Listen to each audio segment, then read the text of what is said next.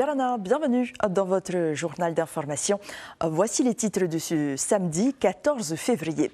Cupidon s'empare de la capitale. Entre les étals du marché de Papeete, la rose rouge s'impose comme le cadeau incontournable de ce 14 février. Une effervescence florale pour célébrer l'amour sous toutes ses formes.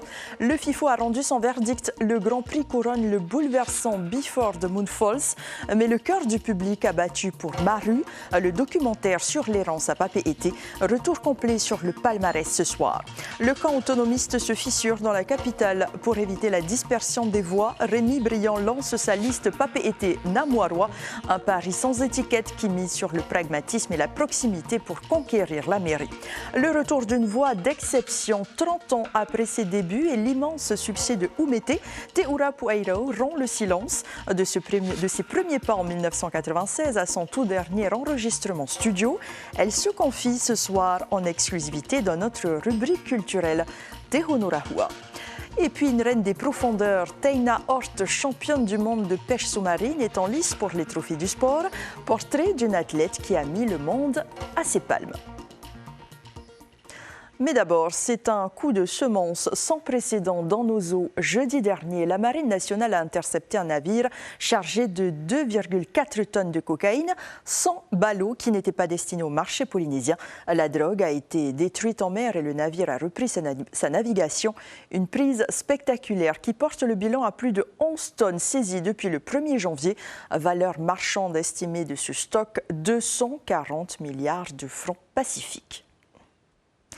Et après ces chiffres qui donnent le tournis, place à une toute autre ivresse, celle de l'amour. En ce 14 février, la rose rouge reste la reine incontestée au marché Mapurua Paraita. Dès l'aube, les amoureux ont répondu à l'appel du cœur entre les étals chargés de promesses. Plongez dans cette parenthèse romantique avec James O et Patrick Singsi. Rouge écarlate, rose bonbon. En ce jour de Saint-Valentin, les couleurs de l'amour s'invitent sur les étals. La rose rouge reste la star de ce 14 février. Dès l'ouverture, les clients se sont pressés au marché de Papeete. Les gens ils viennent et puis voilà, ils prennent les roses. Quelle couleur de rose fonctionne le plus aujourd'hui? Le rouge royal. J'ai pris des bouquets de fleurs pour ma copine vu que c'est à Saint-Valentin. Et vu que c'est la première fois qu'on organise à Tahiti faire la Saint-Valentin, du coup, je vais l'acheter tout ce qu'elle veut. Voilà. De 7 à 77 ans, chacun cherche le cadeau idéal. Dans le centre-ville, les vitrines restent plutôt discrètes. Peu de commerces ont choisi d'afficher les couleurs de la fête. Mais dans ce magasin de vêtements, l'objectif est clair, faire plaisir à l'être aimé. Ça y est, tu as trouvé le cadeau idéal? Oui, j'ai trouvé. Elle voulait un sac Lacoste. Aujourd'hui, c'est un jour spécial? Un jour comme tous les jours, mais c'est quand même la fête des amoureux. Hein. On va regarder s'il y a quelque chose pour mon mari aussi, mais de très beau, quoi. Quelque chose de beau, il le mérite. Loin de cette agitation, l'amour s'invite aussi au service pédiatrique de la clinique Paufei. Avec une semaine d'avance, ce couple a accueilli son plus beau cadeau. Le dîner de la Saint-Valentin attendra. On a accueilli notre deuxième enfant ce jeudi. Du coup, la Saint-Valentin, on l'a faite à la clinique. Voilà, tous les trois. C'est assez insolite, mais ça change aussi de toutes les années précédentes où on a pu fêter ensemble ailleurs. Une Saint-Valentin pas comme les autres, mais inoubliable pour Tiniata et Rayari. De l'émotion du cœur à celle du grand écran, le FIFO 2026 a livré son verdict. Si le Grand Prix s'envole vers les Samoa pour le portrait de Sia Figiel, c'est Maru qui fait vibrer le Finnois. Le public a choisi de couronner ce documentaire bouleversant sur l'errance à Papeete. Retour sur un palmarès riche en humanité avec Mérénie Gamblin et Patrick Régis. If this is a female voice you're going to be hearing for the first time, well, it's going to be heard loudly. It's gonna start some shit. Du Sia Figiel à l'état pur, lumineuse et tourmentée, Before the Moon Falls retrace le destin hors du commun de la toute première romancière samoane. Elle y dévoile les violences subies dans son enfance et leurs conséquences sur sa santé mentale. Incarcérée pour meurtre, elle est décédée en prison le mois dernier. 9 ans après le début du tournage de ce documentaire. Un aboutissement partagé pour la réalisatrice. Lors de l'annonce du Grand Prix, je me souviens que Sia disait souvent « Quand le film sera terminé, il faudra qu'on aille à Tahiti ». Elle était très amie avec Chantal Spitz. Oui, je crois que c'est le nom de l'écrivaine d'ici. Enfin, elles étaient amies à l'époque. Je suis triste parce que je suis ici, mais que l'histoire a pris une tournure différente. Primer ce documentaire, c'était aussi accepter de bousculer les sensibilités culturelles samoanes. Il a fallu de longues heures de discussion au jury avant de rendre son verdict.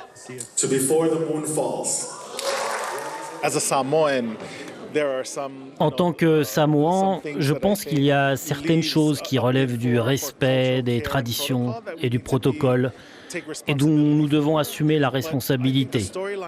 Mais je trouve que l'histoire était poignante et que les efforts de Kim et de Sia sont importants à montrer au monde entier. Montrer au monde les réalités du Pacifique, comme celle des îles Salomon aussi. Plus de 80 ans après la Seconde Guerre mondiale, des bombes non explosées continuent de tuer ou blesser une vingtaine de personnes chaque année. Un héritage tragique raconté dans The War Below, récompensé par le prix Annan Hay. C'est un immense honneur de recevoir ce prix. Il permet de reconnaître la situation aux îles Salomon et de faire connaître cette histoire, encore méconnue du grand public. Pour le coup de cœur du public, le vote était très serré. D'un côté, Whenua Vice, consacré au fléau de l'ice en Polynésie. De l'autre, Maru, un documentaire sur la précarité à Papeete, finalement retenu. Présente à la remise des prix, la SDF, protagoniste du film, est accueillie sous un tonnerre d'applaudissements. Marama espère que son histoire changera les choses. Pour elle, en tout cas, l'espoir renaît. On m'a proposé déjà un logement et c'est pour avril-mai. J'ai été prévenue par la ministre de la Solidarité qu'elle va me soutenir pour mon logement, oui. C'est aussi par rapport à ma vie avec mes enfants qui sont placés dans un institut de foyer, qui vont bientôt venir près de moi. Au total, 7 films ont été récompensés. Des réalités sur le Pacifique souvent difficiles dévoilées au grand jour, mais qui nous invitent aussi à relativiser. Et le FIFO, c'est un succès qui se confirme dans les salles. Plus de 13 000 spectateurs ont vibré cette semaine à la Maison de la Culture. Quel bilan tiré de cette 23e édition? Heremoanam Amatwaya Hutapu, cofondateur du festival, répond aux questions de Mérénie Gomblin et Patrick Sing Sing. Un bilan déjà très positif avant même la fin du festival, dans la mesure où enfin on a pu organiser un festival dans des conditions presque normales, accueillir le public notamment, après quelques années très compliquées où il a fallu qu'on s'adapte, changer le festival parce qu'on ne pouvait plus accueillir le public. Alors il y a eu le départ de cette grande figure du FIFO, Maré Valleux, il y a peu de temps. Est-ce que ça a été compliqué pour vous, émotionnellement, financièrement, d'organiser ce FIFO? Eh bien, on perd un pilier de l'organisation avec donc le décès de Mareva. Puis financièrement, effectivement, ça a été un peu compliqué à tel point que les équipes ont demandé à ce que le festival soit annulé, tout simplement. Je pense qu'on a bien fait de maintenir le festival. Et un festival qui s'achève, mais une autre scène qui s'anime, celle de la politique. Place à notre page spéciale.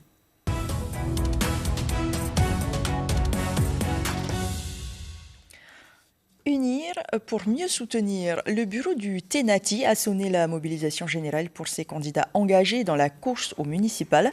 De Tahiti aux Marquises en passant par Moorea, le mouvement salue le courage de ses membres qui intègrent les listes dans les archipels. L'enjeu de cette réunion, afficher un front uni et débattre des urgences économiques et politiques tant au Whenua qu'en métropole. Éric Minardi est au micro de Hubert Liao. Jusqu'à présent, nous avions donc des candidats à la mairie de Punauia ou dans d'autres mairies. Mais là, cette année, nous avons des listes complètes, par exemple, à Moorea.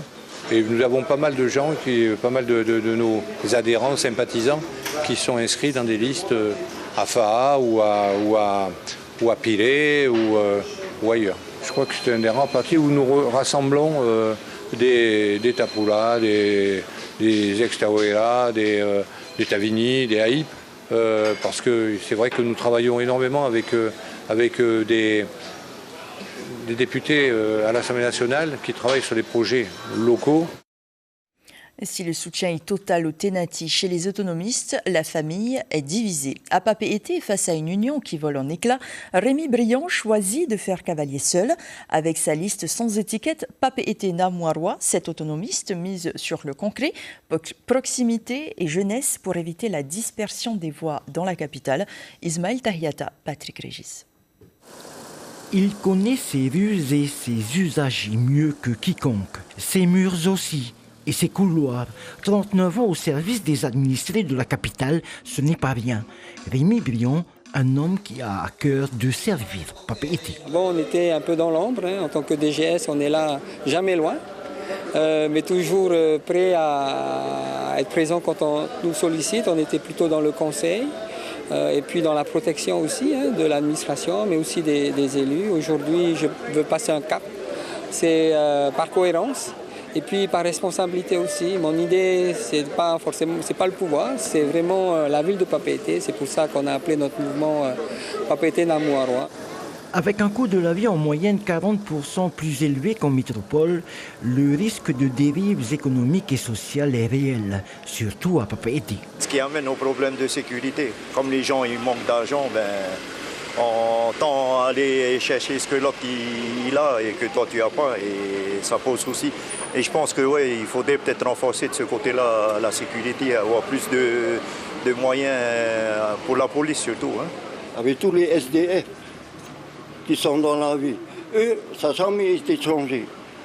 Grâce à Père Christophe, il est là en train de chercher un moyen. Mais Père Christophe, ce n'est pas un maire qui court comme les gens politiques. Mais Papeete, ce n'est pas que le centre-ville, c'est aussi des quartiers et des vallées. Avec près de 27 000 habitants, il y a du pain sur la planche. Moi, il faut que Papeete fonctionne déjà au départ. Le quotidien, comment ça fonctionne. La propreté, la sécurité, l'entretien de nos équipements, l'entretien de la voirie, la réactivité aussi des services. Je pense qu'il y a un effort particulier à faire dans la proximité, c'est-à-dire qu'il faut recréer du lien. Moi, ce n'est pas le tout béton qui m'intéresse. Demain, ce que je voudrais, c'est une ville qui soit un peu plus solidaire, qu'on ait moins peur les uns des autres, qu'on recrée du lien social et qu'on travaille surtout sur le vivre ensemble. Être maire de Papeete, c'est son seul objectif, se consacrer à sa ville corps et âme. Rémi Briand n'a aucune autre ambition politique. Voilà pour l'essentiel de l'actualité politique de ce samedi. On change radicalement d'ambiance pour retrouver un peu de sérénité du côté de Papara.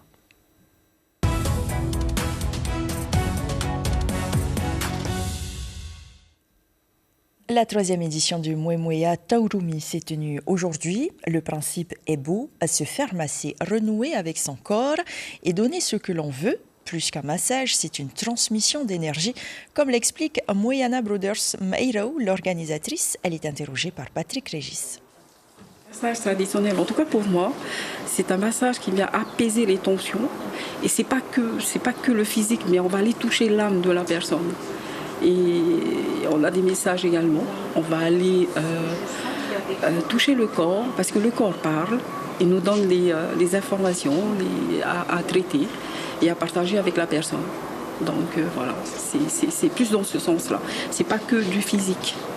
C'est vraiment aller toucher l'âme de la personne. Une 50aine de personnes ont pu profiter de ces mains expertes. Et pour prolonger cette parenthèse culturelle, nous accueillons maintenant Te Urapu Airo.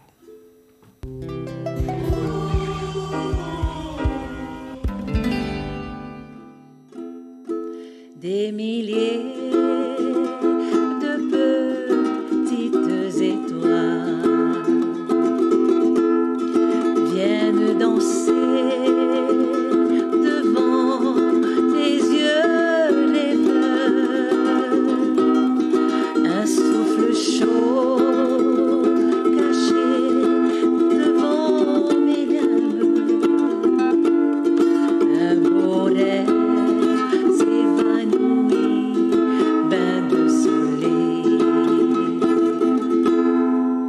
magnifique voix que nous n'avions plus entendue depuis très longtemps, Teura Yarana. Merci d'être avec nous ce soir. On commence par une surprise, puisqu'il y a 3 semaines, vous étiez en studio avec Rataro Ohotawa pour enregistrer une chanson pour Miss France. On vous y retrouve en duo avec sa fille.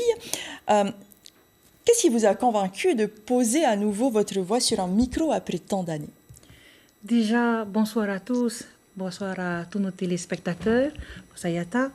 Oui, cela fait un grand plaisir de retourner en studio, car la dernière boîte studio où je suis allée enregistrer, c'est bien celui de Studio Alphonse.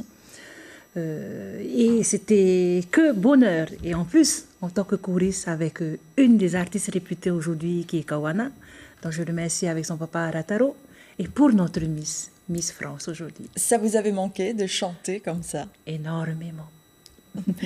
Aujourd'hui, qu'est-ce que vous faites? Puisque, je le disais, on ne vous entend plus depuis un certain moment, à l'instar de ce que vous avez enregistré il n'y a pas très longtemps.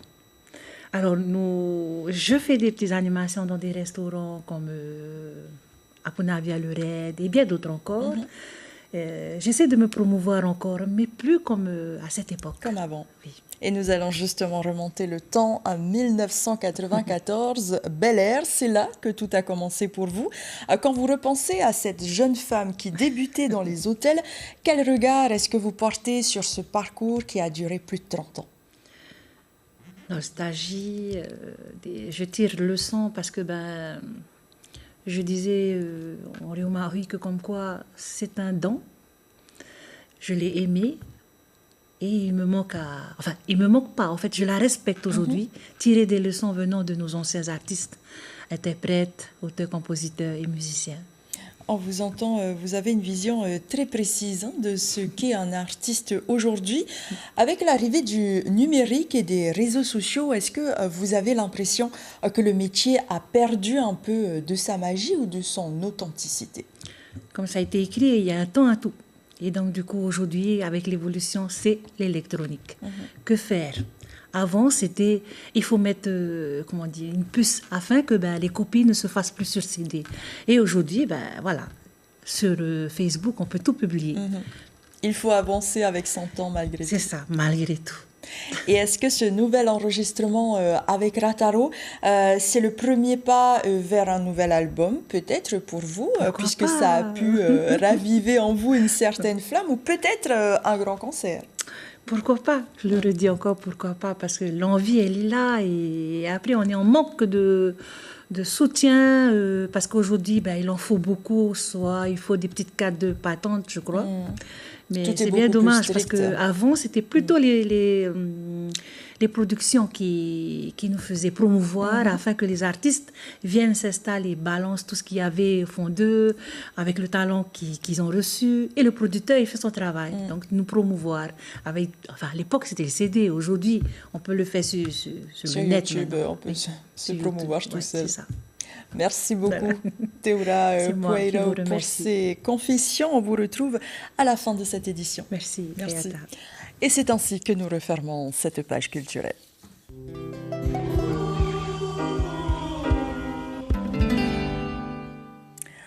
On termine par l'excellence sportive. Après le VAA hier, on plonge ce soir. Place à Teina Hort, candidate numéro 5 au Trophée du sport. Championne du monde de pêche sous-marine, elle a prouvé que le bleu de l'océan se conjugue aussi au féminin. Portrait signé Heina Jarion et Sandroli.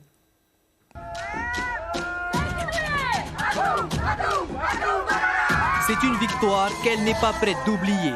Au championnat du monde de chasse sous-marine au Brésil, Teina Hort a décroché la médaille d'or en individuel, mais aussi en binôme avec sa partenaire Onyx Le Billon. Haiti est championne du monde de chasse sous-marine, un exploit historique pour le sport polynésien. C'était une expérience incroyable.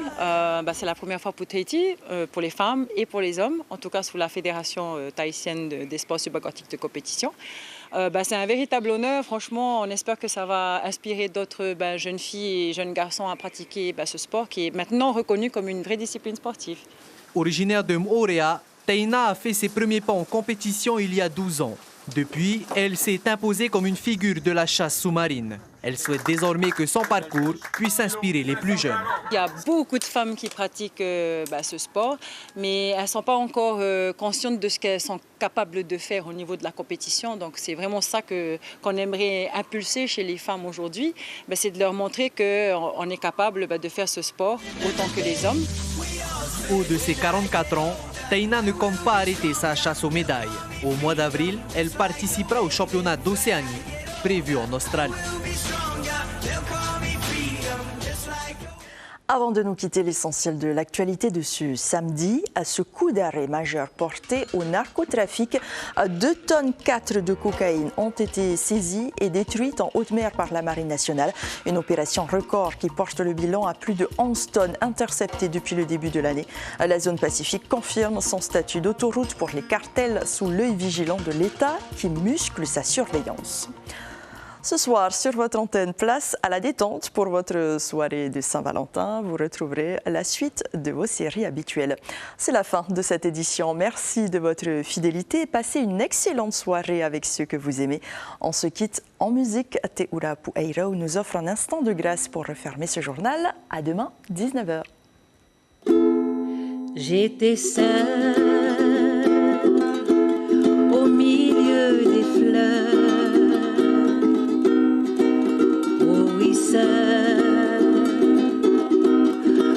Avec mon cœur, j'ai commencé à fredonner une chanson. C'est la chanson la préférée de mes parents. Ukulélé, ukulélé, ah maman, ouh la la la, ukulélé, ukulélé, ah papa,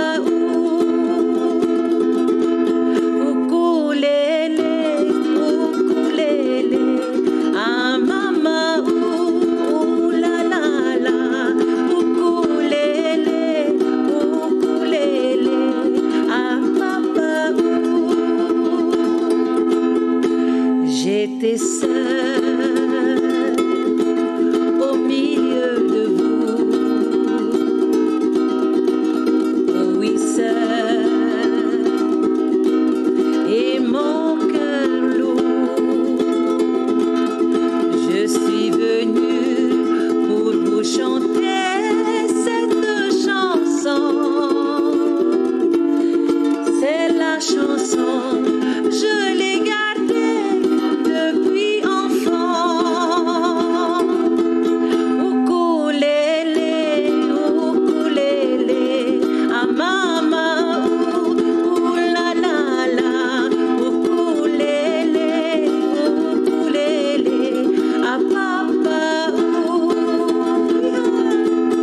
ukulélé, ukulélé, ah maman, ouh la la la, ukulélé, ukulélé, ah papa. Retrouvez toute l'info sur WhatsApp en scannant notre QR code.